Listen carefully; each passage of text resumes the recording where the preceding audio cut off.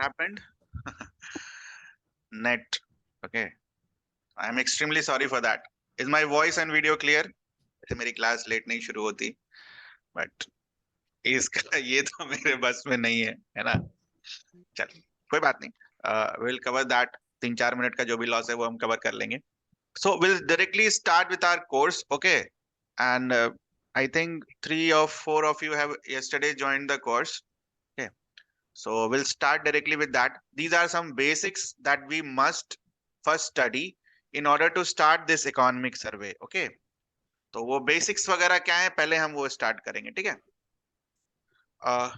देखो, बिहार का सबसे पहले बीपीएससी का इकोनॉमिक्स सिलेबस, ठीक है? अलग से कुछ नहीं दे रखा है, बट हम जो है बेसिकली फोकस क्या करते हैं, इंडिया का इकोनॉमिक सर्वे पर। लिख लो इसको, इंडिया का इकोनॉमिक सर्वे। दूसरा, इंडिया का बजट, ठीक? सिमिलरली तीसरा, बिहार का इकोनॉमिक सर्वे।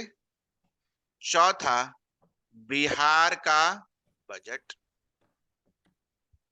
पीटी का बता रहा हूं, पीटी का, okay? 5 year plans, 5 year plans, और पीटी के बदलते स्वरूप को देखकर this is an addition, basics of economy, ठीक है?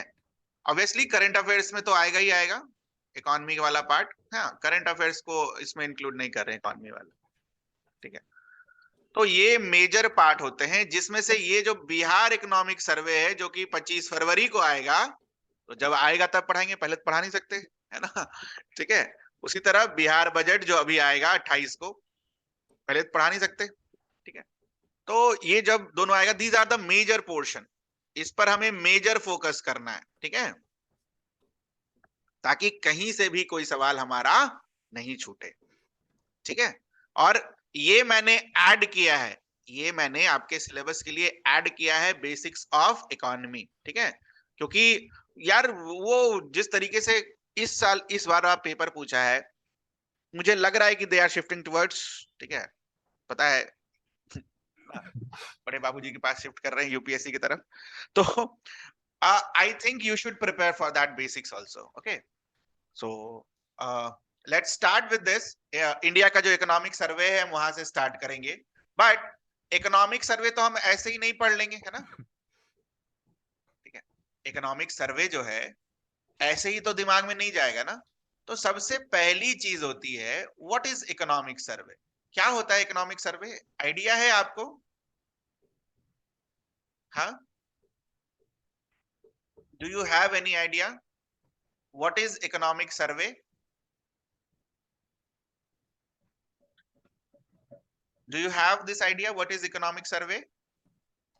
नहीं? अरे आवाज जा रहा है या नहीं जा रहा, ये बता दो। कम से कम ये तो बता दो। It's a survey for expenditure and savings है। तो फिर बजट क्या होता है? What is then budget? What is then budget बेटा?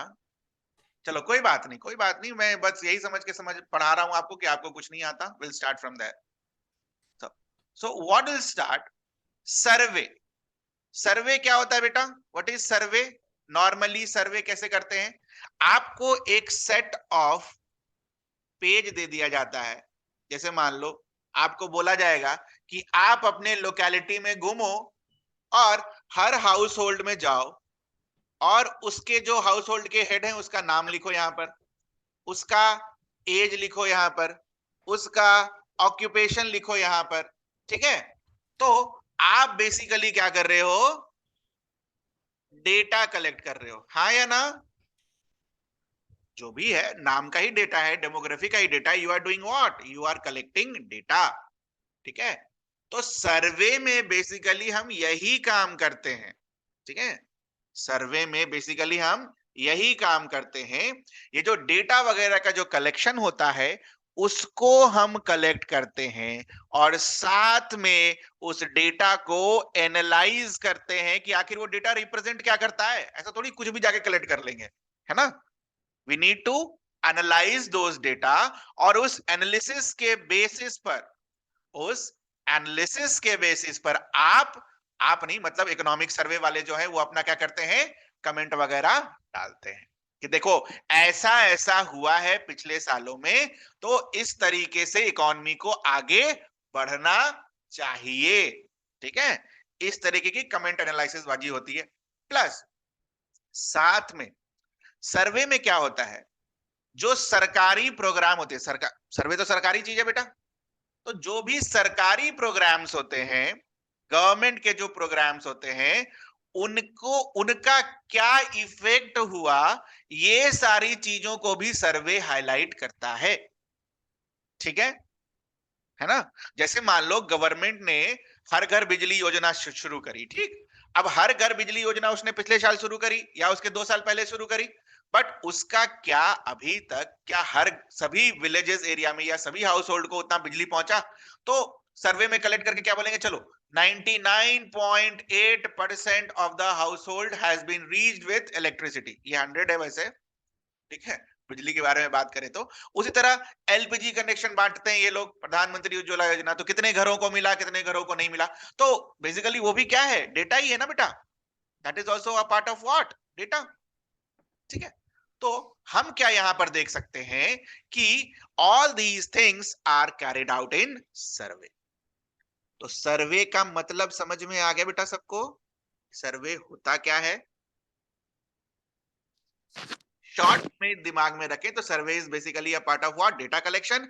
डेटा कलेक्शन क्यों करते हैं, बिकॉज उसके आधार पर हमें क्या करना है, आगे की पॉलिसीज बनानी है। इसी को और क्या बोला जाता है बेटा, ये मेंस में यूज होता है ये सारा term, have you heard this term, evidence based policy making. अरे किसका वॉल्यूम भाई, बंद बंद बंद बंद म्यूट। अच्छा मैंने किया नहीं है आज लग रहा है, ठीक है अब नहीं कर पाएंगे आप। एविडेंस बेस्ड पॉलिसी मेकिंग, समझ में आया? What is this evidence based policy making? Data collect करके हम क्या कर रहे हैं, अपने पॉलिसीज को क्या कर रहे हैं, बना रहे हैं। तो this is a part of what, evidence based policy making. मान लो डेटा में पता चले कि शेड्यूल कास्ट की कम्युनिटी को सही तरीके से वाटर का एक्सेस नहीं मिला है, तो obviously we will work for that, है ना। क्लियर है ये चीज? नेक्स्ट थिंग इज, सर्वे का मतलब हमें समझ में आ गया। अच्छा, ये जो सर्वे आया है, ठीक है, जस्ट बजट के एक दिन पहले 31 जनवरी को, ठीक है, ये जो सर्वे आया है ये कब का सर्वे होता है, what is this survey, duration क्या है, टाइम फ्रेम क्या है सर्वे का, बताइए जल्दी से। ये जो सर्वे आया है, ये सर्वे क्या हम सालों साल करते रहते हैं, 5 साल का सर्वे का डेटा है?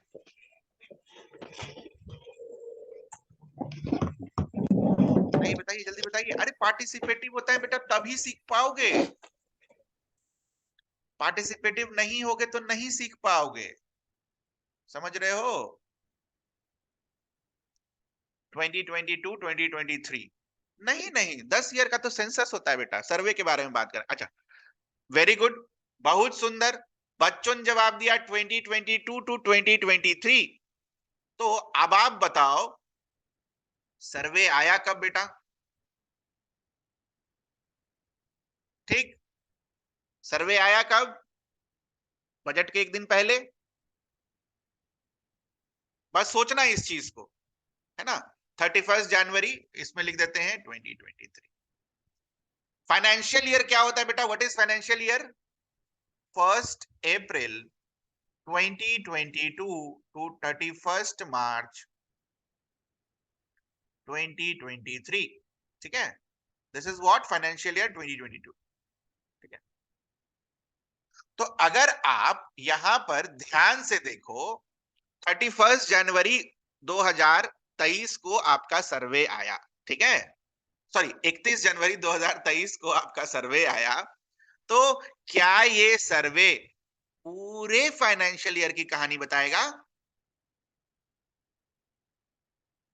हाँ या ना? क्या ये सर्वे पूरे फाइनेंशियल ईयर की कहानी बताएगा? नहीं। तो अगर 31 जनवरी को आपको एक किताब मिल रहा है तो ऑब्वियसली वो किताब किसी ने बनाया होगा, पढ़ा होगा, छपने गया होगा, समय लगा होगा। तो जनरली ये जो सर्वे आता है बेटा, जिसको आप बोलते हो सर्वे 2022 और 2023, जनरली बता रहा हूं मैं, जनरली इसमें जो डेटा यूज होता है वो कब का यूज होता है? यहां तक, जनरली दिसंबर 2022। और जो इकोनॉमिक एस्टिमेट्स के मेजॉरिटी ऑफ डेटा होते हैं ना, वो फर्स्ट 6 मंथ्स के होते हैं, हाफ ईयरली डेटा। ठीक है, तो आप देखोगे कि अप्रैल से सितंबर तक का डेटा क्या होता है, मैक्सिमम इसी ड्यूरेशन का डेटा बेसिकली आपके इकोनॉमिक सर्वे में रहता है। पूरे साल भर का डेटा नहीं रहता। कैसे नहीं पहले कैसे रहेगा, तुम खुद सोचो ना। 31 जनवरी 2023 को इसको रिप्रेजेंट होना है। somebody has raised hand। हाँ बोलिए, मतलब टाइप करके बताइए।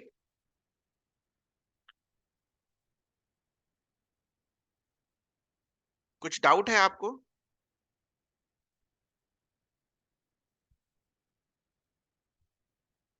गलती से हो गया क्या? अच्छा, it is your first class. अरे कोई डाउट हो तो बता देना, मुझे लगा कोई डाउट आ गया। ठीक है, आप टाइप कर सकते हैं डायरेक्ट। ओके, हाँ, तो यहां तक क्लियर है बेटा? यहां तक किसी को कुछ पूछना हो कि सर्वे में पूरा साल भर का डेटा आपको नहीं मिलेगा, है ना? पूरा साल यहां किसको मान रहे हैं? फाइनेंशियल ईयर ना। How many of you are aware of these three? अरे सब पीटी का है यार, calendar year, financial year, agriculture year. क्या है तीनों के बीच का डिफरेंस? जल्दी बता दो। तीनों एक ही हैं? तीनों के बीच का डिफरेंस बता दो जल्दी से। एनीवन?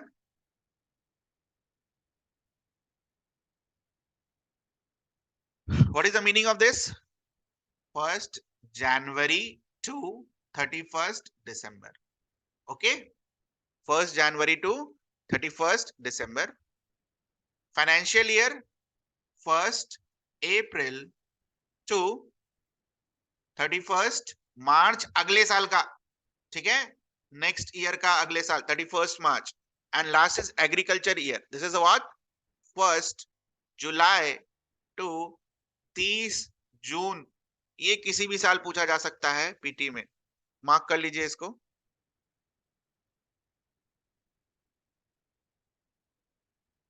ठीक है, please mark it, please mark it. कर लिया mark?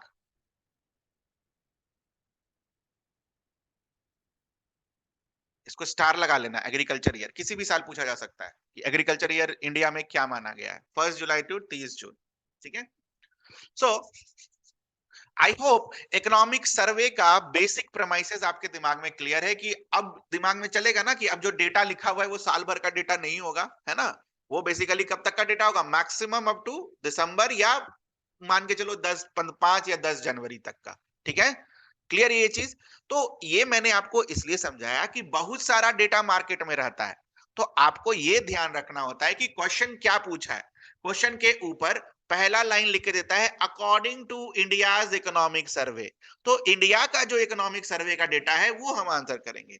According to Indian budget, तो इंडियन बजट का जो आंसर है वो हम करेंगे। देखो मैं एक एग्जांपल देता हूं आपको। According to India's economic survey, growth rate जो पेग किया गया है अगले साल, वो बेसिकली कहां से कहां का पेग किया गया है? क्या बोला गया है? 6 से 6.8% रहेगा। क्या? Economic survey. बजट जो आपका बोलता है वो कितना रहेगा? 7%। तो आपको डिफरेंशिएट करने आना चाहिए ना कि ये ग्रोथ रेट जो है ये यहां अलग बोला, यहां अलग बोला है। आप खाली एक 7% याद करके चले जाते हो, वहां बोल देगा इकोनॉमिक सर्वे कितना बोला है, 7% टिक करके आ जाओगे, गलत हो जाएगा आंसर। ठीक है, तो आपको ये ध्यान देना होगा कि किस दस्तावेज के हिसाब से आपको ग्रोथ रेट पूछा गया है, वो लिखा होगा। ठीक है, वो लिखा होगा, तो उसके बारे में परेशान नहीं होना है। कि सर अगर नहीं लिखा होगा तो क्या करेंगे, नहीं लिखा होगा तो बजट वाला लिखेंगे, ठीक है। कोई आईएमएफ और वर्ल्ड बैंक का ग्रोथ रेट नहीं लिखेंगे, जो भी सरकार लेटेस्ट डेटा दे रखी होती है उसी को लिखेंगे, क्योंकि इस बार इकोनॉमिक सर्वे पहले आया, बाद में कौन आया, बजट। तो लेटेस्ट डेटा क्या है बजट का, तो 7%। अगर कुछ नहीं लिखा है तो what is the growth rate of India. आज के डेट में अगर कोई ग्रोथ रेट पूछेगा कि फाइनेंशियल अगले साल का ग्रोथ रेट क्या रहेगा, हम क्या आंसर करेंगे, 7%, बिकॉज लेटेस्ट डेटा बजट का वही है। क्लियर है। तो ये सारी चीजें सीखेंगे, ठीक है, ये सारी चीजें सीखेंगे, इसमें हड़बड़ाने और घबराने की बात नहीं है। ये बस मैं आपको बता रहा हूं कि ये आप पहले दिन में इन सारी चीजों को नोटिस करना शुरू कर दो, इन सब को नोटिस करना कम से कम शुरू कर दो कि हाँ चलो ठीक है, अगले बार से जब हम ग्रोथ रेट पढ़ेंगे तो उसके पहले पढ़ेंगे कि ग्रोथ रेट किसने दिया है और कब से कब का दिया है, ठीक है। सभी के दिमाग में ये बात चली गई, कोई ऐसा बच्चा है जिसको जो मैंने इतना जो भाषणबाजी किया वो समझ में नहीं आया हो, बताओ जल्दी से, फिर आगे बढ़ेंगे। Anyone, B participative. पार्टिसिपेट नहीं करोगे, नींद आएगा, सोओगे, चले जाओगे, पैसा बर्बाद होगा, समय बर्बाद होगा और मेहनत भी बर्बाद होगा, ठीक है। एक ही बार मेहनत करना है, यही 3 साढ़े 3 4 महीने में मेहनत करना है और 69th ले जाना है, ठीक है। वो 5 ईयर प्लान में नहीं रहना हमें, ठीक है।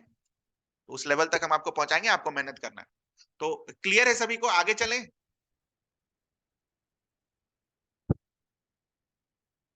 चलिए, नेक्स्ट चीज है कि ये जो अपना इकोनॉमिक सर्वे आता है सर, ये बनाता कौन है, ठीक है। तो it is prepared by home, department of economic affairs under ministry of finance. तो मिनिस्ट्री ऑफ फाइनेंस के अंदर 5-6 डिपार्टमेंट हैं, उनका नाम मैंने आपको यहां पर लिख के दे दिया है, सब रटने की जरूरत नहीं है। इसमें डिपार्टमेंट ऑफ इकोनॉमिक अफेयर्स होता है, डिपार्टमेंट ऑफ एक्सपेंडिचर होता है, डिपार्टमेंट ऑफ रेवेन्यू होता है, डिपार्टमेंट ऑफ फाइनेंशियल सर्विस होता है, दीपम होता है, investment and public asset management, और पब्लिक एंटरप्राइज, ठीक है। What is the meaning of this investment and public asset management, क्या मतलब होता है ये investment and public asset management. What is public asset, what is public asset. Public asset का मतलब हो गया बेटा, ये जो जैसे मान लो एचपीसीएल है, ठीक है, या फिर एचपीसीएल अभी नहीं, तो जैसे मान लो आईओसीएल है, तो आईओसीएल का मैक्सिमम स्टेक होल्डर कौन है, गवर्नमेंट। तो गवर्नमेंट है तो बेसिकली क्या है, इट्स अ पब्लिक असेट, ठीक है। तो मान लो इस आईओसीएल में गवर्नमेंट की होल्डिंग है, मान लो, मुझे एग्जैक्ट नहीं पता कि क्या है, ठीक है, 65% मान लो गवर्नमेंट की होल्डिंग है, और गवर्नमेंट अपना 5% शेयर बेच देगा। तो 5% शेयर जो इसने बेच दिया, तो इसका एसेट का वैल्यू कम हो गया ना, पहले 65% था, अब कितना हो जाएगा, 60%। तो इसको कौन मैनेज करेगा, इसको ये लोग मैनेज करेंगे। समझ में आया, सभी को ये समझ में आया। तो this is a part of what, investment and public asset management, किस तरीके से कहा क्या डिसइन्वेस्टमेंट वगैरह होना चाहिए, वो सारी चीजें। तो डिसइन्वेस्टमेंट पर भी बातें होंगी, क्योंकि वो सारी चीजें हमें सीखनी है, ठीक है, उस पर भी हम बातें करेंगे। चलो, सो जो इकोनॉमिक सर्वे है इंडिया का, it is prepared by home, department of economic affairs. याद रखेंगे, बजट वाला भी यही है, ठीक है। याद रखेंगे कौन बनाता है economic survey, department of economic affairs, ठीक है। क्लियर है सभी को।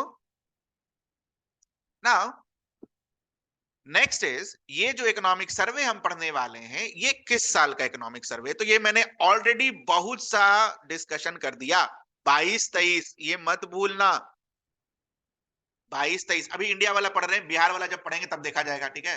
अभी इंडिया वाला पढ़ रहे हैं, बिहार वाला आ जाएगा, उसके बाद बिहार वाला पढ़ेंगे, ठीक है। तो ये जो इकोनॉमिक सर्वे, ये कब का है, 22-23, 2022 और 23। अब आपको पता चल रहा है ये 23 बस खाली क्यों लिखा है, because it is for this is representing what, financial year, है ना। डेटा तो दिसंबर तक का ही होगा सर, फिर 23 क्यों लिखते हैं। आपने अभी जस्ट बताया कि डेटा 22 तक का होता है, दिसंबर 2022 तक का मैक्सिमम डेटा होता है, तो 23 क्यों लिखते हैं, because this includes what, financial year. हाँ, इस फाइनेंशियल ईयर में इस तरीके से डेटास वगैरह क्या हुए हैं, कलेक्ट हुए हैं। आई होप अब किसी को डाउट नहीं होना चाहिए, ठीक है। Now what is the current status on this, it is prepared by whom, chief economic adviser. It is prepared by whom, chief economic adviser. आपका होमवर्क रहेगा यहां पर इसका नाम फिल करना है गूगल सर्च करके, fill the name of the person. थोड़ा सा अपने से भी मेहनत करेंगे ना तो आपको चीजें याद रहेंगी, ठीक है। Fill the name of the person over here, okay. चलिए, next thing is your survey starts with GDP growth. Your survey starts with GDP growth. Survey ने, इकोनॉमिक सर्वे ने किस साल के लिए बेटा बोल रहा है? फाइनेंशियल ईयर 24, ठीक है, मतलब अगला वाला जो प्रेजेंट होगा 23-4 वाला।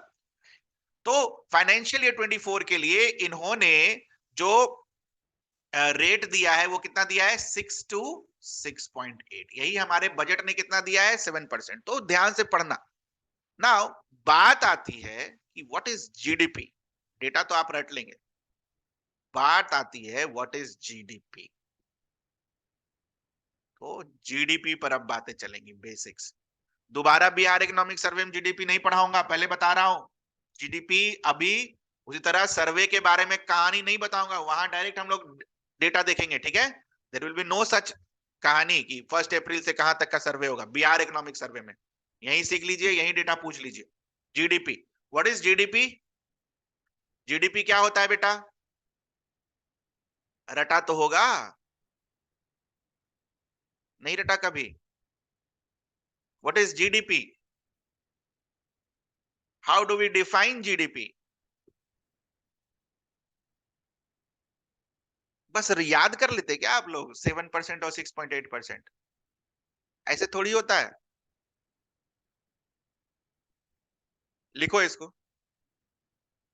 देखो ये 4-5 महीने का कोर्स है, इसलिए नोट्स बनाते हुए चलेंगे, ठीक है। ऐसा नहीं कि कल आपका एग्जाम है। अरे फुल फॉर्म थोड़ी पूछ रहा हूं, I am not asking the full form. Gross domestic product, अरे होता क्या है वो पूछ रहा हूं, I am not asking full form. सकल घरेलू उत्पाद। Ankit Singh Rathore has raised his hand, please type it and send. बोलिए, मतलब टाइप करके बताइए, लिखो इसको। अरे यार ये सब फंडा तो पता होना चाहिए। क्या पढ़ा फिर आपने पीटी का? कुछ नहीं पढ़ा है, बस रट रहे हैं आप लोग और कुछ नहीं कर रहे हैं। रट रहे हैं और भगवान से ये मना रहे हैं कि जो रट के जाए वही एग्जाम में आए। ऐसा थोड़ी होगा। कॉमन सेंस इंटेलिजेंट गैस कैसे करेंगे कि ये सही होगा ये गलत होगा? इस आधार पर सीखने के बाद देखो 60-65 तक आप आराम से रट के ला सकते हैं, और 10 नंबर ऐड कर लो वो रट के ला सकते हैं, लेकिन उसके ऊपर it's like you must know all these things. और आपको लगता है कि इसके बाद आपका मेंस हो जाना चाहिए?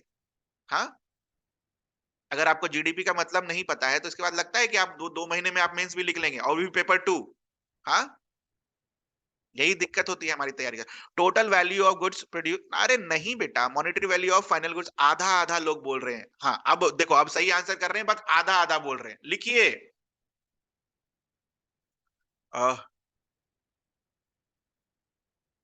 Monetary value of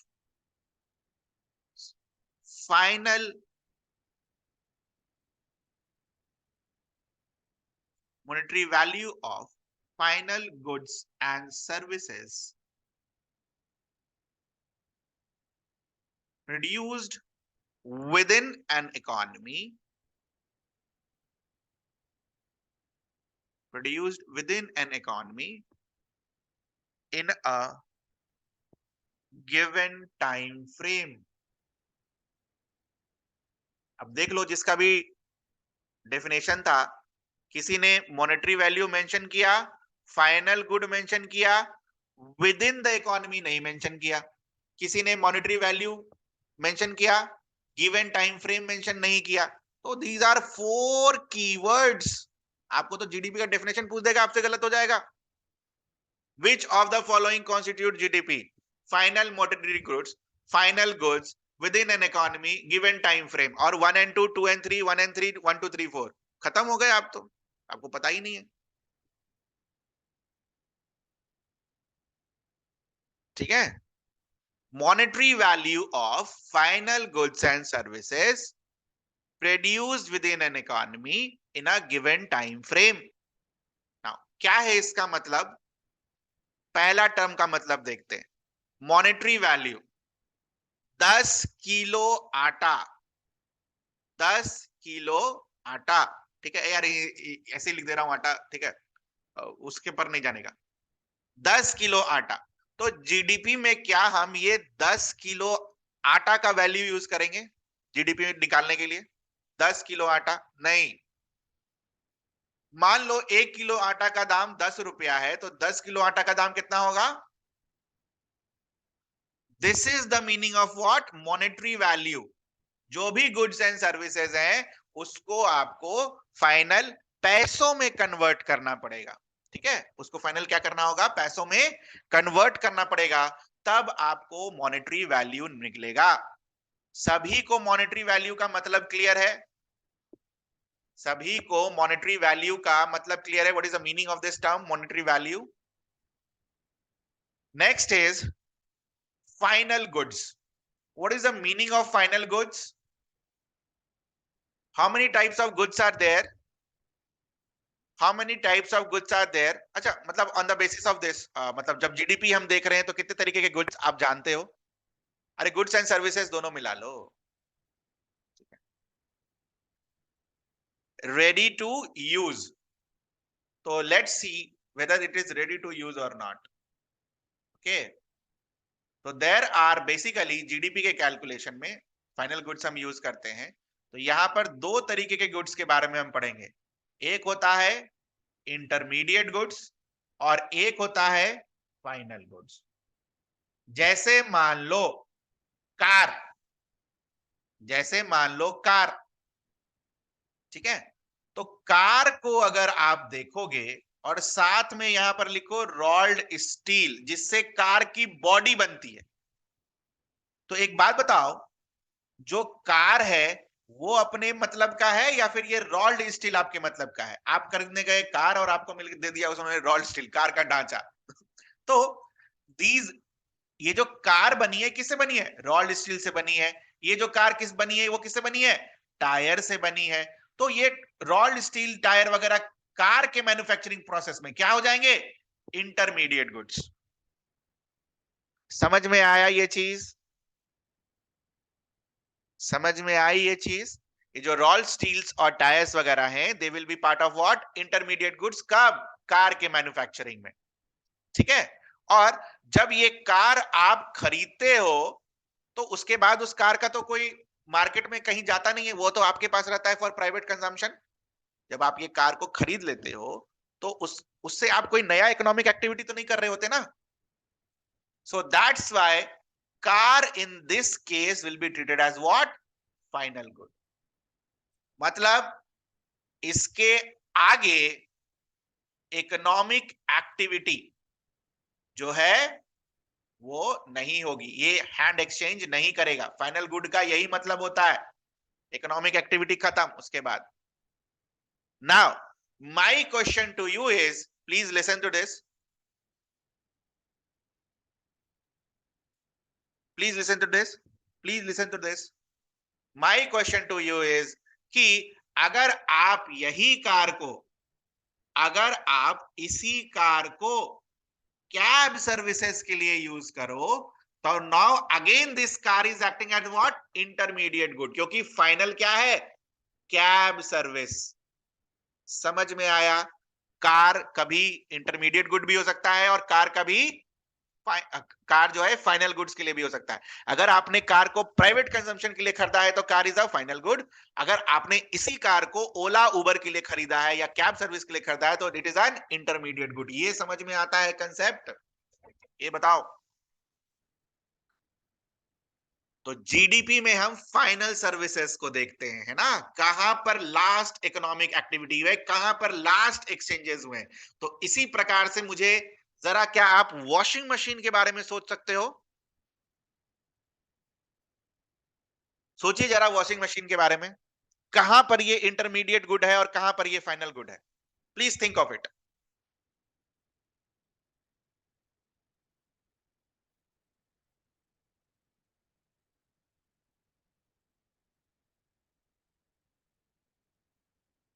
In laundry area it is an intermediate.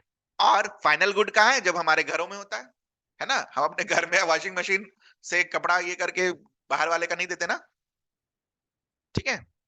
Final good in our home. I hope अब सबको समझ में आ गया। Can you do it for this? चाय पत्ती के बारे में कर सकते हैं। टी लीव्स, टी लीव्स चाय पत्ती जो होती है उसके बारे में सोच सकते हैं, whether it's a intermediate good और अ फाइनल गुड।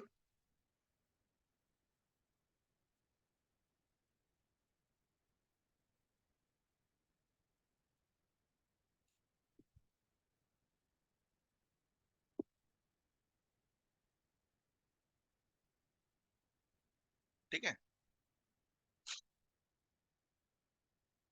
चाय पत्ती को जब आप घर के लिए खरीदते हो तो इट्स अ फाइनल, है ना? उसके बाद तो उसका कोई इकोनॉमिक एक्टिविटी नहीं होता, आपने चाय पत्ती को मिलाया और खा गए, उसके बाद तो उसका कोई इकोनॉमिक एक्टिविटी नहीं है ना। बट यही जब टी सेलर इस चाय पत्ती को खरीदते हैं बाजार से, तो उसके बाद उससे चाय बनाते हैं और फिर उस चाय को बेचते हैं, तो मतलब लास्ट इकोनॉमिक एक्टिविटी कहां है? बेचने पर। तो जो ये जो चाय बना, ठीक है, जब घर पर बना तो सिविल कंजम्पशन, और जब बाजार में बन रहा है तो एक स्टेप और आगे, तो it will again act as what? Intermediate और फाइनल गुड। क्लियर है? So it's like this, it's like this. I hope आप सभी को फाइनल गुड्स का मतलब समझ में आ गया। तो वैल्यू किसकी ली जाती है बेटा जीडीपी में? फाइनल गुड्स की। वैल्यू किसकी ली जाती है जीडीपी में? फाइनल गुड्स की ना। अब ये जो गुड्स है बेटा, है ना, जैसे मान लो कार है, कार आपका इंडिया में भी प्रोड्यूस हो सकता है, कार आपका अमेरिका में भी प्रोड्यूस हो सकता है ना? जैसे मान लो टाटा मोटर्स, ठीक, Tata Motors is an Indian company. ये जो कार है वो इंडिया में भी बना सकती है, और कहां बना सकती है? ब्रिटेन में भी बना सकती है, यूके में भी बना सकती है। तो कौन से कार की वैल्यू लेंगे जो टाटा मोटर्स बना रही है? जो इंडिया के अंदर बना है, जो इंडिया में फाइनल कंजम्पशन के लिए यूज हो रहा है, तो produce with in an economy, जो इंडिया के अंदर प्रोड्यूस हुआ है, ठीक है?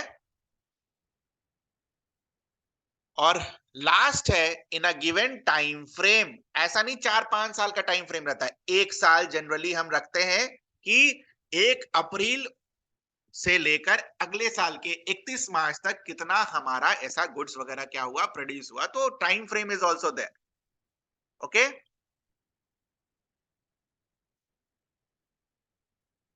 if one is doing for the money, it's considered as what? Child labor. Yeah, similar to that.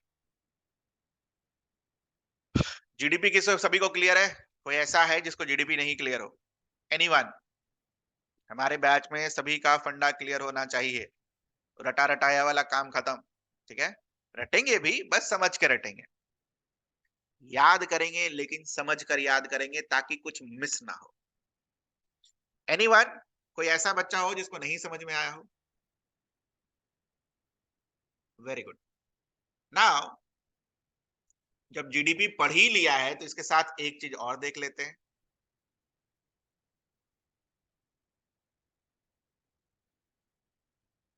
Constant price और करंट प्राइस।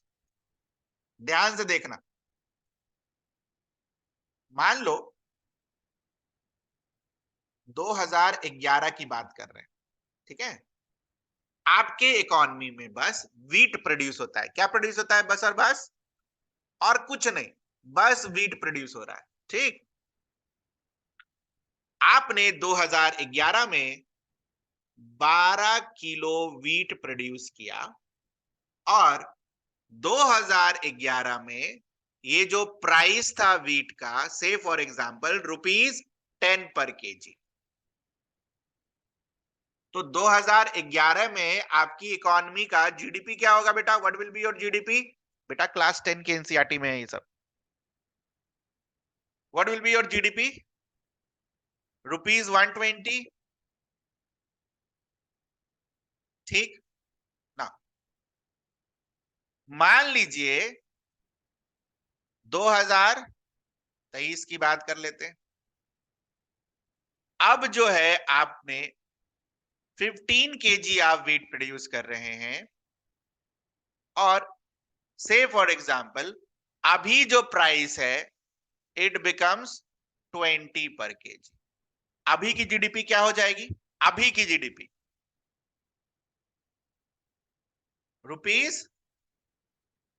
₹300, ₹300। हम सबको परसेंटेज आता है ना बेटा, डेटा इंटरप्रिटेशन सीखते हैं ना बीपीएससी में, हम सबको परसेंटेज आता है ना। तो what is the growth rate of GDP? जरा कैलकुलेट करो, कितना इंक्रीज हुआ? कितना इंक्रीज हुआ? 300 minus 120 which is equals to ₹180। और कितने पर इंक्रीज हुआ? 120 रुपए पर इंक्रीज हुआ। तो जीडीपी को अगर आप देखोगे तो इट बिकम्स व्हाट? 150%। ठीक है, growth, this is what growth, कितना इंक्रीज हुआ है। ठीक है, तो 180 डिवाइडेड बाय बेस प्राइस 120 का into 150, this is what growth. समझ में आया? 150% ग्रोथ सभी को? ऐसा कोई बच्चा है जिसको 150% ग्रोथ नहीं समझ में आया हो?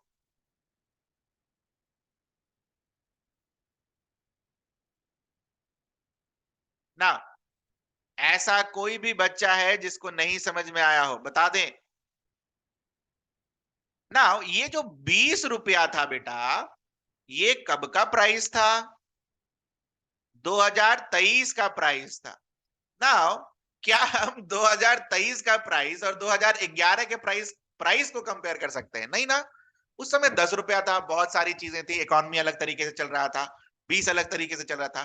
तो हम क्या करते हैं कि बस और बस प्रोडक्शन में कितना ग्रोथ हुआ है इसको देखने के लिए हम इस 15 केजी को 2011 वाले प्राइस से ही मल्टीप्लाई करते हैं। ये प्राइस हमने कौन सा लिया? 2011 वाला। और क्वांटिटी कब का लिया? 2023 वाला।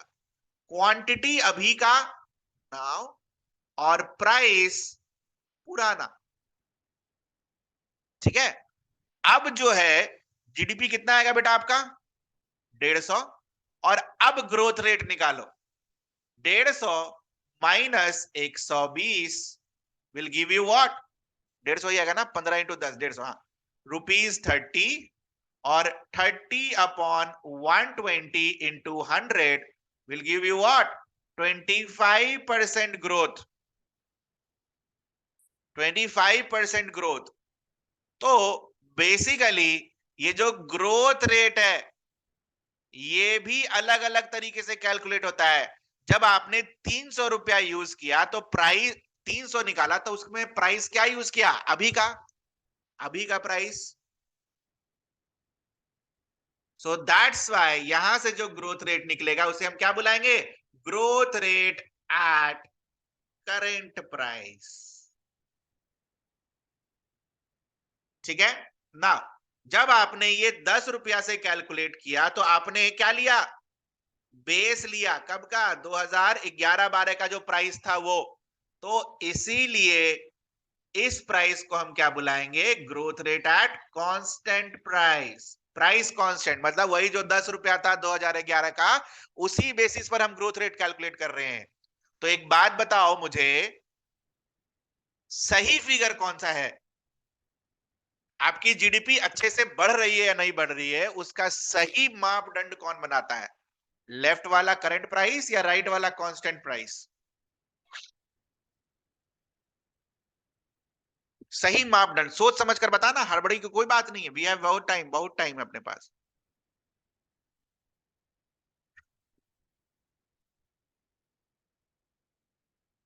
अगर आप सोचोगे इसको ध्यान से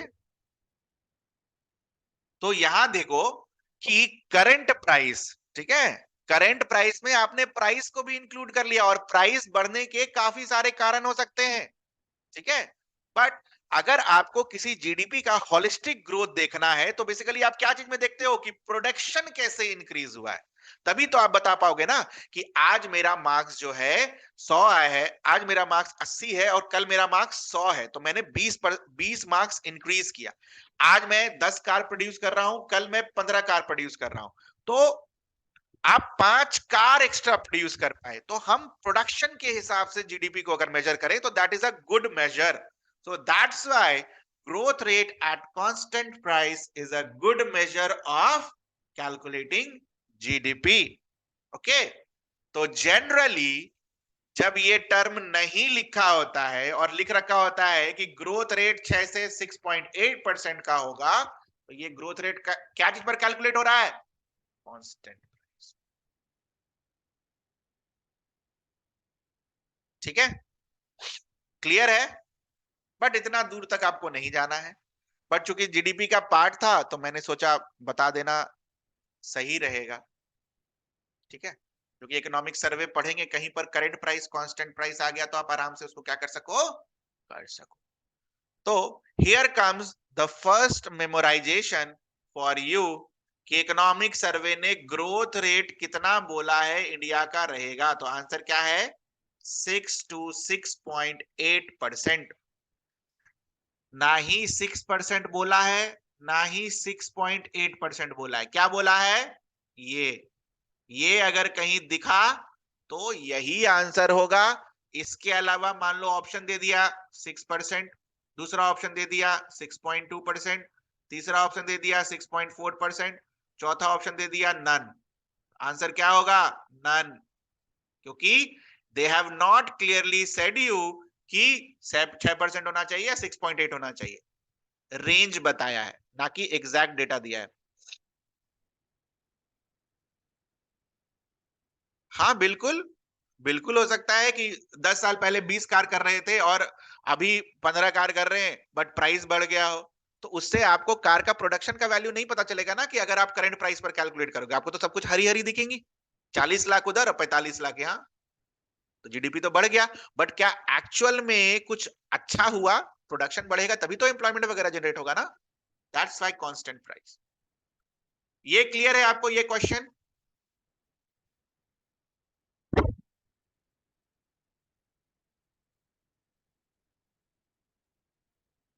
ठीक है, ये क्वेश्चन क्लियर है? तो ध्यान ये रखना कि इन्होंने एक रेंज बताया है। ठीक है, इन्होंने एक रेंज बताया है। ठीक, तो पहला चीज जो हम याद रखेंगे 6 to 6.8%। नेक्स्ट नेक्स्ट थिंग चीज जो है, हमारा इकोनॉमिक सर्वे इंडिया का, इट टॉक्स अबाउट 3 शॉक्स। तो हो सकता है कल को क्वेश्चन पूछ ले, what are the 3 shocks discussed by economic survey of India, मतलब ये वाला इकोनॉमिक सर्वे। तो पहला शॉक क्या चीज का है? कोविड-19। दूसरा शॉक क्या है? Russia Ukraine conflict. और तीसरा शॉक क्या है? Policy rate hikes by central banks to curb inflation. अब हर शॉक का अपना अपना इफेक्ट है, तो क्या इफेक्ट है जरा देख लेते हैं उसको। ड्यू टू कोविड-19, कोविड-19 की वजह से सबसे बड़ा शॉक क्या चीज में आया बताओ? कुछ सोच सकते हो? कोविड-19 की वजह से फैक्ट्रीज वगैरह क्या हो गई? क्लोज। इसके वजह से क्या हुआ? आउटपुट कम। ठीक है, और अगर आउटपुट कम हुआ तो क्या आपका जीडीपी गिरेगा? अभी देखा ना, आउटपुट पर डिपेंड करता है जीडीपी, 10 कार 15 कार, है ना। तो this was the first shock, this was the first shock. Second shock is India Ukraine. ठीक है, India Ukraine, sorry India Ukraine बोल रहा हूं यार, रशिया यूक्रेन क्या करेगा ये, रशिया यूक्रेन। रशिया यूक्रेन ने क्या किया बेटा? आपके प्राइसेस को इंक्रीज कर दिया। ठीक है, आपके प्राइसेस को इंक्रीज कर दिया। कैसे प्राइस को इंक्रीज किया?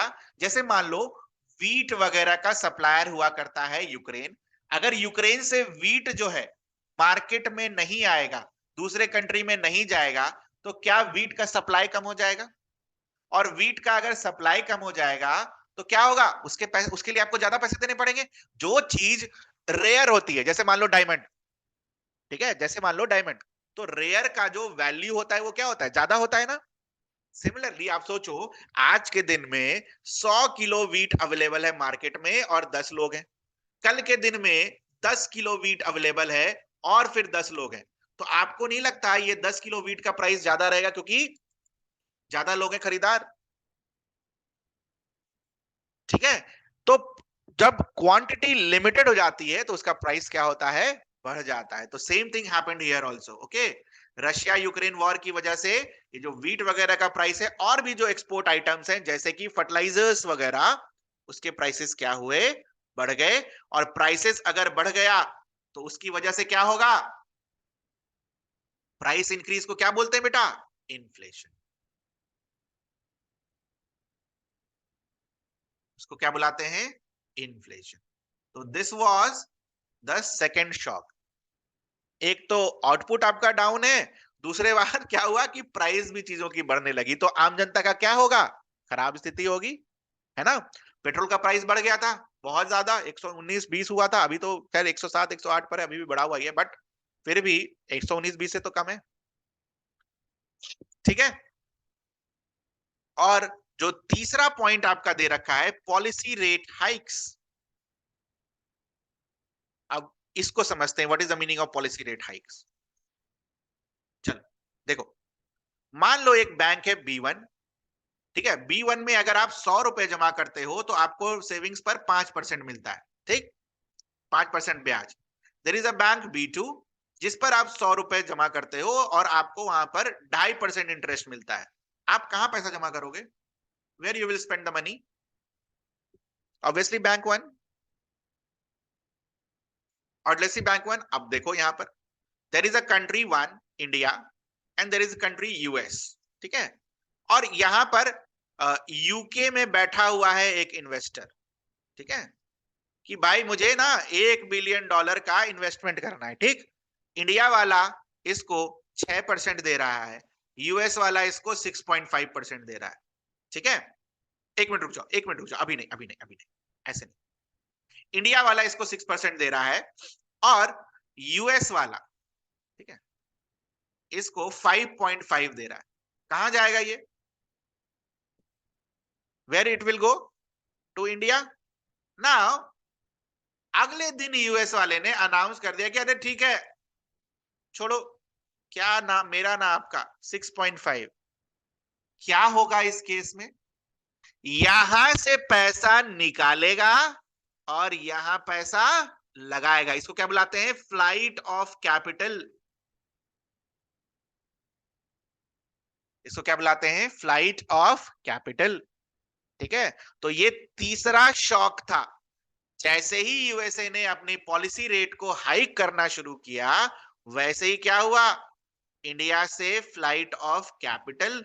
इन्वेस्टमेंट अगर कम है तो क्या आपका जो इंफ्रास्ट्रक्चर है वो अच्छे से डेवलप हो पाएगा, नहीं डेवलप हो जाएगा। पैसे ही नहीं रहेंगे तो डेवलप क्या होगा, खर्चा क्या करोगे, है ना। Flight of capital resulted in what, the third shock. तो ये 3 शॉक को याद रखिएगा। What are the 3 shocks as given in India's economic survey. बाकी मैंने आपको एक्सप्लेन भी कर दिया कि वो शॉक कैसे अफेक्ट कर रहा है इंडिया को। एक्सप्लेनेशन कोई नहीं पूछेगा, बस तीनों शॉक का नाम याद रखना है, ठीक है। कोई ऐसा बच्चा है जिसको नहीं समझ में आया हो तीनों शॉक, ठीक है, you can use this in your mains. Okay, now the next figure for economic survey is India is the third largest economy in terms of purchasing power parity, fifth largest in market exchange rate। दोनों के बीच का difference clear है आपको, what is purchasing power parity and what is market exchange rate.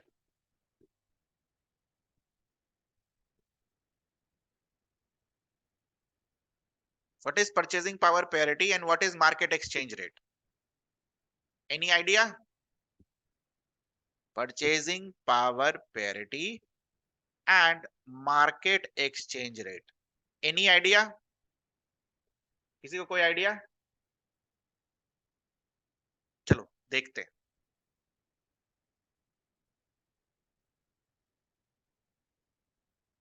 Rate of currency conversion,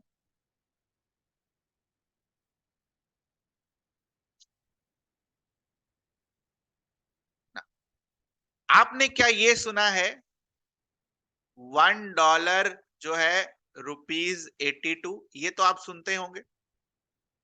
80, 82, 83, 84, 85 ऐसा news में पढ़ते होंगे ना। $1 की वैल्यू जो है ये ₹82 है। सुना होगा ना ये चीज।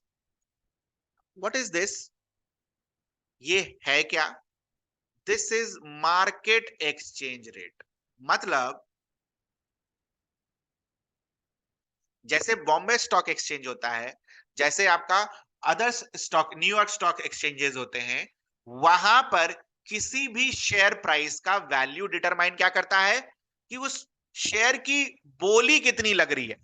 अगर रुपी ज्यादा डिमांड में है तो रुपी का वैल्यू डिप्रिशिएट करेगा एट कंपेयर टू डॉलर, और अगर डॉलर ज्यादा डिमांड में है तो रुपी का वैल्यू क्या होगा? बढ़ जाएगा। तो it is on the basis of demand and supply, कि आखिर डॉलर का डिमांड कितना है, आखिर रुपी का डिमांड कितना है। ठीक है, तो ये जो एक्सचेंज रेट डिटरमाइन होता है, that is on the basis of what? Demand and supply of dollar and rupee as a currency. Clear है? इंटरनेशनल मार्केट में इसमें किसी को कोई दिक्कत? $1 इज इक्वल टू ₹82। यार 80 ले लेते हैं अच्छा फिगर के लिए, ताकि आपको याद रहे। 82 82 क्या याद रखो। ठीक है ना? अब चीज को समझना, यूएस में एक बर्गर और इंडिया में एक बर्गर, सेम बर्गर है, क्वालिटी वाइज भी सेम है, इंग्रेडिएंट वाइज भी सेम है, मतलब हु बहू वही बर्गर है, सेम, सब एस्पेक्ट में सेम। ठीक है ना? यूएस में एक बर्गर खाने के लिए आप दे रहे हो $1, इंडिया में एक बर्गर खाने के लिए आप दे रहे हो से फॉर एग्जाम्पल ₹40। ठीक है, तो ₹40 की शक्ति कितनी है इस बर्गर को खरीदने में? ₹40 में एक बर्गर खरीदोगे? $1 का शक्ति कितना है एक बर्गर का? तो खरीदने की शक्ति, पैसे की खरीदने की शक्ति डॉलर की is defined as what? Purchasing power parity. तो इसको हम क्या बुलाएंगे? PPP exchange rate. कि आखिर ₹40 का किसी भी सामान को खरीदने का कितना क्षमता है, $1 का किसी भी सामान को खरीदने का कितना क्षमता है, that is what? Purchasing power parity.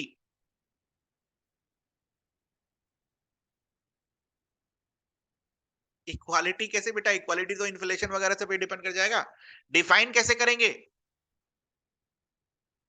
Purchasing power parity define.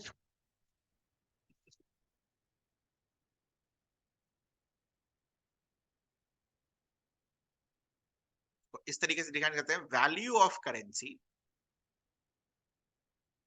in two countries for purchasing the same product। ठीक है, इस तरीके से आप डिफाइन कर सकते हैं। ठीक है, परचेजिंग पावर पैरिटी के। तो परचेजिंग पावर पैरिटी के आधार पर अगर आप देखो तो इंडियन इकोनॉमी कितने नंबर पर है? 3rd नंबर पर है। इंडियन इकोनॉमी कितने नंबर पर है? 3rd नंबर पर है। मार्केट एक्सचेंज रेट के हिसाब से देखो तो इंडियन इकोनॉमी का रैंक कितना है? 5th।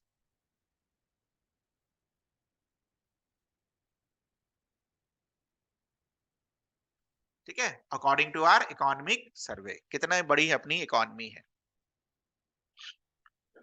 Hope this things are clear to you. यहां तक किसी को कोई दिक्कत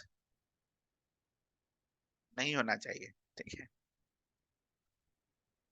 नेक्स्ट पार्ट इज, इतना मेहनत करके मैं आपको इसलिए समझा रहा हूं क्योंकि दोबारा इतना बेसिक में हम नहीं जाएंगे। ठीक है, next is capital expenditure. What is the meaning of capital? क्या मतलब होता है कैपिटल का?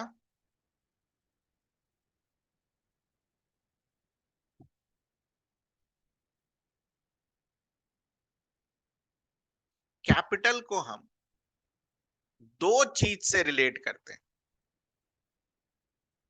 एक लायबिलिटी और दूसरा असेट। असेट का मतलब क्या हो गया? एग्जाम्पल एसेट का road, house, you owning a car is an example of what? Asset. Liability का एग्जाम्पल क्या हो गया? कहीं से आपने लोन लिया, फ्यूचर में तो उसको चुकाना है ना। लोन अगर आप कहीं से लेते हो तो उसको क्रेडिट हो गया, क्रेडिट कार्ड वाला लाइबिलिटी। तो बेसिकली फ्यूचर में जिसको आपको वापस करना है that is a part of what? Liability. Asset, ये भी जो भी रोड, ज्वेलरी, हाउस, कार, ये सब क्या होते हैं? आपके पार्ट ऑफ असेट। तो कैपिटल में कोई भी पैसा कैपिटल एक्सपेंडिचर का पार्ट होगा या कोई भी पैसा, ठीक है, असेट का पार्ट होगा, ठीक है, कोई भी पैसा कैपिटल एक्सपेंडिचर का पार्ट होगा या कोई पैसा रेवेन्यू एक्सपेंडिचर का पार्ट होगा। ये हम कैसे डिटरमाइन करेंगे? By seeing into this asset and liability. अगर कोई money is used for creating roads, तो that is the meaning of what? Capital investment या कैपिटल एक्सपेंडिचर। अगर कोई पैसा खर्चा किया जा रहा है किस लिए? रोड बनाने के लिए, रेलवे का लाइन बनाने के लिए, that is an example of what? Capital expenditure. ठीक है, क्लियर है ये चीज? बट अगर कोई पैसा खर्चा किया जा रहा है किसी को सैलरी देने के लिए, किसी को पेंशन देने के लिए, तो that is a part of what? Revenue expenditure. ठीक है, तो कोई भी पैसा कैपिटल होगा या नहीं होगा, कोई भी पैसा रेवेन्यू में आएगा या नहीं आएगा, that will be determined by what? This asset and liability clause. Okay, now asset बढ़ रहा है या asset कम हो रहा है, liability बढ़ रही है या liability कम हो रही है, ठीक है, तो that will be dependent on what? Capital will be dependent upon what? These two things. Okay, therefore my question to you is now कि आप मुझे बताओ, say for example income tax।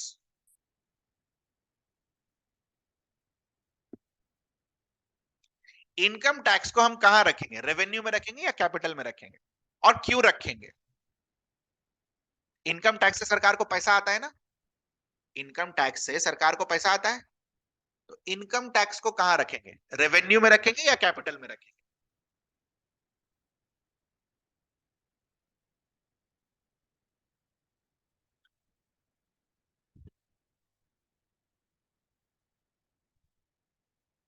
Revenue, capital, revenue. देखो ध्यान से, income tax, सरकार के पास पैसा आया इनकम टैक्स का, क्या सरकार के पास मान लो 100 रुपया सरकार के पास इनकम टैक्स आया, तो क्या सरकार के ऊपर लाइबिलिटी है क्या फ्यूचर में कि ये 100 रुपया किसी को लौटाना है क्या? क्या सरकार का यहां पर कोई एसेट बन रहा है क्या इनकम टैक्स से? नहीं। तो इसका मतलब क्या है? इनकम टैक्स को हम कहां डालेंगे? रेवेन्यू में डालेंगे। समझ में आया ये चीज? नहीं नहीं, बिकॉज आपने गलती दिया है, सभी ने बिकॉज का आंसर गलती दिया है, रेवेन्यू सही दिया है। You have to think on the basis of this two only, liability and asset, नहीं तो गलती कर जाओगे। इनकम टैक्स का जो पैसा सरकार के पास आया, क्या सरकार को वो पैसा किसी को लौटाना है फ्यूचर में? नहीं ना, नहीं लौटाना ना। तो क्या इनकम टैक्स का जो पैसा अभी सरकार के अकाउंट में आया, क्या उससे कोई असेट अभी बना है? नहीं। दैट्स व्हाई इनकम टैक्स किसमें होगा? रेवेन्यू में होगा। ठीक है, जल्दी से ये बताओ ये कहां आएगा? Corporation tax.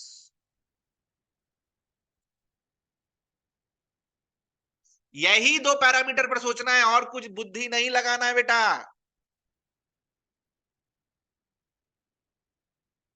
यही दो पैरामीटर पे सोचो, जो भी पैसा सरकार के पास आ रहा है, क्या उससे सरकार की लाइबिलिटी बढ़ रही है, घट रही है, या एसेट बढ़ रहा है या घट रहा है? बस अगर हुआ वैसा, लाइबिलिटी बढ़ा घटा या फिर एसेट बढ़ा घटा, तो वो कैपिटल में जाएगा, नहीं तो बाकी सब रेवेन्यू में जाएगा।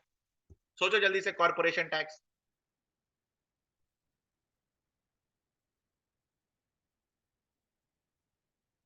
कॉर्पोरेशन टैक्स का मतलब क्या हो गया?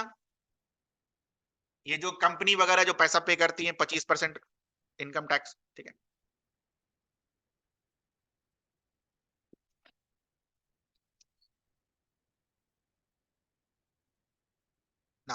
कॉरपोरेशन टैक्स, कॉरपोरेशन टैक्स जो सरकार लगा रही है कंपनीज के ऊपर, तो क्या कॉरपोरेशन, अरे because it reduces financial asset, अरे सरकार का क्या फाइनेंशियल एसेट रिड्यूस हुआ कॉरपोरेशन टैक्स में? No no no, it's not, it is not reducing the asset. Company का कौन सा एसेट कम हो गया? कंपनी का जो बिल्डिंग है क्या वो खत्म हो गया? मान लो एक कंपनी काम कर रही है एक बिल्डिंग में, तो कंपनी का ये बिल्डिंग क्या है, उसके लिए एसेट है ना। कंपनी का जो वो बिल्डिंग है वो एसेट है कंपनी के लिए। तो अगर आप यहां पर देखोगे तो क्या वो बिल्डिंग खत्म हो गई? नहीं खत्म हुई ना, वो तो पैसा चुका रहा है। It's not part of that. Okay, सरकार के एंगल से देखो, क्या सरकार का एसेट घटा? नहीं। ठीक है, so it will be a part of what? Revenue. It will be a part of what? Revenue. Now, next question. Disinvestment in public sector banks. What is the meaning of disinvestment? जैसे मान लो state bank of India में सरकार का stake था 65%, अब जो सरकार का स्टेक है वो है 60%।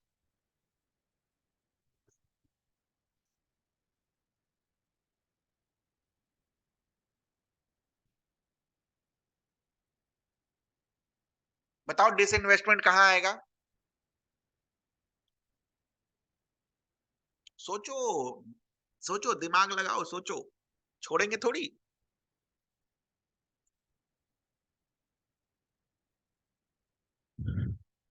Very good. डिसइन्वेस्टमेंट की वजह से क्या हुआ? सरकार पहले कितना का ओनर था?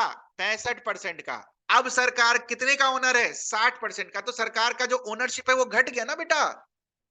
Ownership is what? एसेट। अब मैं बोलूं आपके मकान की पूरी ओनरशिप आपकी है, ठीक है, तो आपका मकान 100% आपका एसेट हो गया। मान लो आपका भाई भी वहां पर आ जाए और बोले कि 50% हमको दो, तो आपका एसेट तो घट गया ना, 100 से 50 हो गया ना, तो एसेट हैज रिड्यूस्ड। तो disinvestment is a part of what? This capital, capital receipts. Now एक और टर्म आता है ट्रिकी सा, एक और टर्म आता है ट्रिकी सा। आपने सुना होगा कि ओएनजीसी ने सरकार को 10,000 करोड़ रुपए डिविडेंड दिया, आईओसीएल ने सरकार को 5,000 करोड़ का डिविडेंड दिया। What is this dividend? What is this dividend first?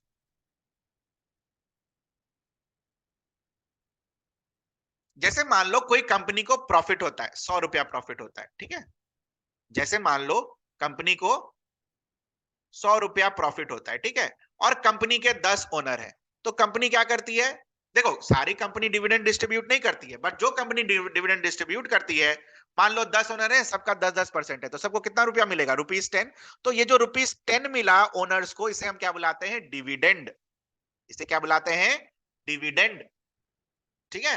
Now मान लो सरकार के पास वही पब्लिक सेक्टर बैंक है, एसबीआई, और पब्लिक सेक्टर बैंक ने इस बार डिविडेंड दिया है सरकार को, तो वो किस में डालेंगे? यही क्वेश्चन था आपके बजट में, था ना क्वेश्चन बजट का? था या नहीं? डिविडेंड किस में डालेंगे? ध्यान से देख कर देखना, डिविडेंड।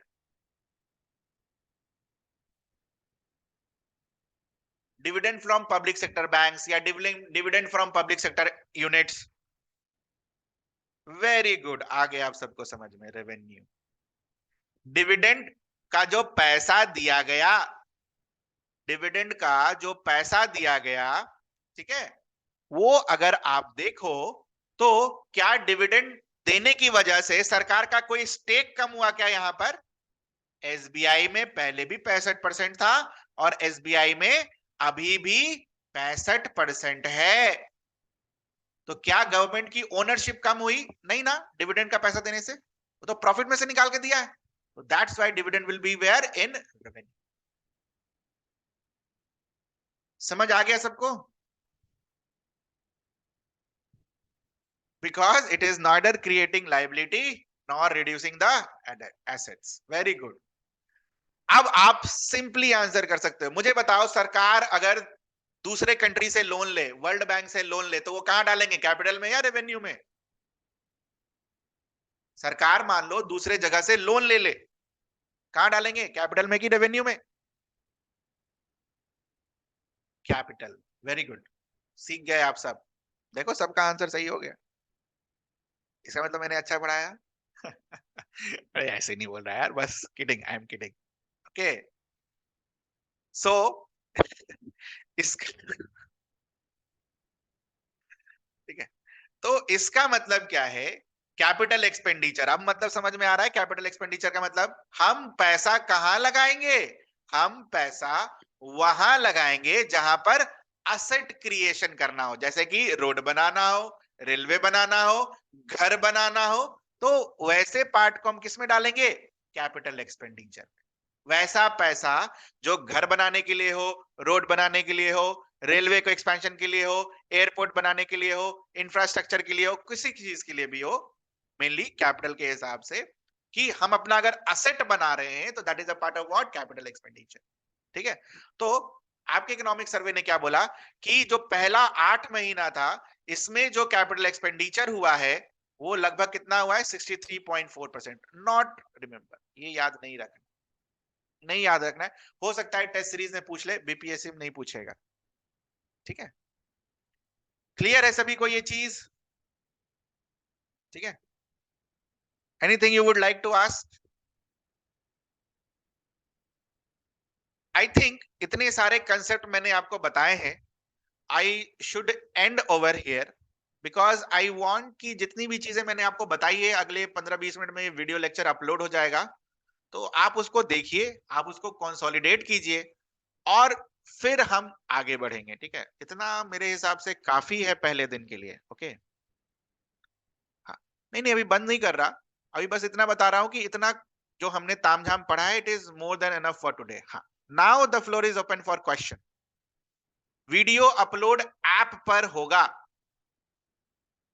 अभी रुक जाइए, 2 मिनट रुक जाइए, मुझे और कुछ भाषणबाजी देना है आप लोगों को। जिन 3-4 लोगों ने कोर्स ज्वाइन कर लिया है, उनके लिए पहले टारगेट सुन लो। ये मेंटरशिप का कोर्स है, समझ में आ रहा है ना? मेंटरशिप मतलब you will be getting targets. Okay, target तो तय है। टारगेट सुन लो, जिन लोगों ने 3-4 लोगों ने कोर्स ज्वाइन कर लिया है, उनके लिए टारगेट जो है, today is 21st, by 31st March you need to complete 84 lectures of history. ठीक है, you will start with modern Indian history. You will start with modern Indian history, and every day you will be watching 2 lectures. Every day you will be watching 2 lectures. मुश्किल से 3 घंटा लगेगा इसमें, but 31st तक आपका सारा complete हो जाएगा। इसका मतलब ये नहीं कि हिस्ट्री नहीं पढ़ाएंगे, हिस्ट्री पढ़ाएंगे, बट थोड़ा टाइम के बाद पढ़ाएंगे। But I want you to complete this. Those who have got early access to 84 lectures of history after joining the course, please complete it. Okay? आपका लॉस, किसी का गेन। मान लो 2 लोगों ने लगाया पैसा शेयर मार्केट में, आपका 50 रुपया लॉस हुआ, किसी का 50 रुपया गेन हुआ, तो खत्म हो गया कहानी। आपका लॉस, दूसरे का gain. Okay, you have to do it. कोई ऑप्शन नहीं है इसमें, देयर इज नो ऑप्शन, पहली चीज। दूसरी चीज है, आपको डेली का 10 PM रीड मिलेगा। तो 10 PM रीड ऑलरेडी आपके अकाउंट पर अपलोड हो गए हैं।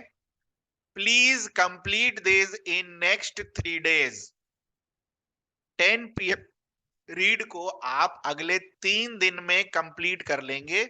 मैक्सिमम आप जो है इस संडे तक का वक्त यूज कर सकते हैं। ठीक है, क्लियर है ये चीज?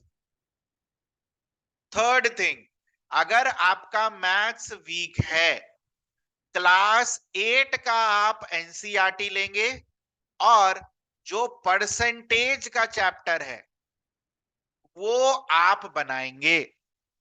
ठीक है, इस वीक का टाइम है आपके पास, आपको ये डेली 10 PM और क्लास 8 एनसीईआरटी का परसेंटेज वाला चैप्टर कंप्लीट करना है। एक या दो एक्सरसाइज है बेटा, 10-15 क्वेश्चंस है, और 31 मार्च तक ये आपका टारगेट है 84 लेक्चर्स का। ठीक है, किसी को और कुछ पूछना हो, this is the target for you, anything you would like to ask now? और ये वाला लेक्चर अभी 10 मिनट में अपलोड हो जाएगा, प्लीज रिवाइज इट। आधा घंटा लगता है अपलोड होने में, पता नहीं कितना देर लगता है, haven't seen. Please revise it today itself, परसों के लिए नहीं छोड़ना, आज ही करना है। जो लोग बाद में भी देखोगे एकदम उसी दिन, जो लोग भी इस लेक्चर को बाद में परचेज करके देखोगे उसी दिन कंप्लीट करने का टाइम कल कभी नहीं आता है इस प्रिपरेशन में, ना ही बीपीएससी के प्रिपरेशन में, ना ही यूपीएससी के प्रिपरेशन में, कल कभी नहीं आता, ये ध्यान रखिएगा। बकेट ये कुछ नहीं है, अरे इतने में ही आप परेशान हो गए, ये कुछ नहीं है। अभी तो आपने देखा कहाँ है होमवर्क, ये तो लाइट है, बहुत लाइट है। ठीक है, आपको रीड करना है और नोट्स बनाना है, बहुत लाइट है ये, अभी तो आपने देखा कहाँ है। ठीक है, so that will be all from my side for today. We'll meet again tomorrow at 9, same link will be used. ठीक है, तो कल भी फ्री लिंक आपको मिल जाएगा, परसों भी मिल जाएगा, Friday onwards it will be closed. Okay, so जो लोग भी बाद के बच्चे हैं जिनको ज्वाइन करना है, please do it at earliest, आपका भला होगा। ठीक है, ये जो 31 मार्च तक का टारगेट दिया है, आप टारगेट बेसिस पर काम करेंगे। ठीक है, तो बाकी आपकी मर्जी, जैसा आपको ठीक लगे, so it is your choice. और मेरा पढ़ाने का तरीका तो यही रहेगा जो मैंने आपको अभी बताया, it will be same. How can we join? आपको ऐप नहीं मिला अभी तक, you have to join through our app. If you are unable to join through the app, please contact Mohit sir. Mohit sir का नंबर है आपके पास? मोहित सर का नंबर है आपके पास? No sir, I will give you his number, just note it down. अच्छा, बाकी लोग भी नोट कर लो, बाकी सब भी नोट कर लो। एक मिनट, इम्तिहान का मैं आपको नंबर दे दे रहा हूँ।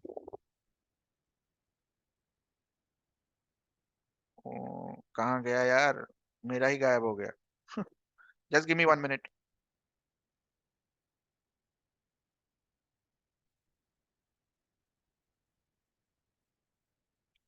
Okay, I send it in the group. सब कोई ग्रुप में एडेड हो, सब कोई ग्रुप में एडेड हो ना,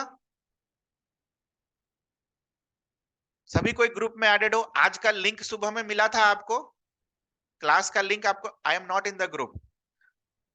बेटा आप ऐसा करो ना, आप ग्रुप में नहीं हो ना, आप इस नंबर पर मुझे मैसेज करो क्लास के बाद, इस नंबर पर आप मैसेज करो, please add me to 69th PT group, please message it.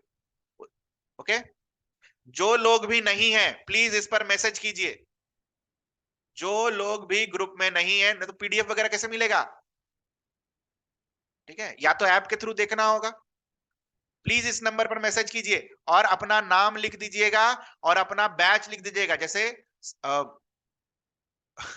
ठीक है, स्नेहा तो 69th, स्नेहा 69th पीटी, ऐसे करके लिख दीजिए और इस नंबर पर मैसेज कर दीजिए। ठीक है, we will add you there, will add you there, और it will be a close group, और उसमें आप मेरे से भी इंटरेक्शन वगैरह कर सकते हो, मतलब एक वीक के बाद, वैसे तो कभी भी कर सकते हो, कोई इश्यू नहीं है, बट फिर भी इन केस। ओके, क्लियर है सभी को? Will be adding you there and I will tell you start away, start the preparation. वो 6 महीना बीतने में टाइम नहीं लगेगा, कब नोटिफिकेशन आ जाएगा आप लोग बहुत पीछे रह जाएंगे, और उस समय से जब आप देखना शुरू करेंगे तो आप 3 महीने पीछे रहेंगे अपने प्रिपरेशन में। Okay, so that will be all from my side. Please message me, जिनको भी उस ग्रुप में ऐड होना है प्लीज मैसेज मी, और वहां से आपको वो लिंक मिल जाएगा कि आपको कहां पेमेंट करना है नहीं करना है। जिनका हो गया है, they have to just study study study study, do it and you will be through this exam. Okay, so bye everyone.